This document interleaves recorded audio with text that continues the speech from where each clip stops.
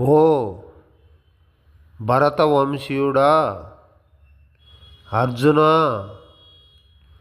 ఎప్పుడు ఎప్పుడు ధర్మమునకు హాని కలుగునో, అధర్మమునకు అభ్యోదయమును కలిగించును,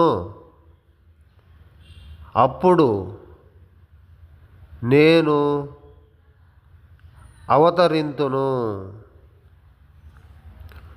భగవంతుని రూపములు శాశ్వతములు కావున అతని రూపమునకు గాని దేహమునకు గాని సృజించుట అనునది లేనే లేదు. అందుచే సృజామి అనగా భగవంతుడే యథార్థముగా అవతరించునని అర్థం. ఓం నమో భగవతే వాసుదేవాయ. హరే కృష్ణ హరే రామ.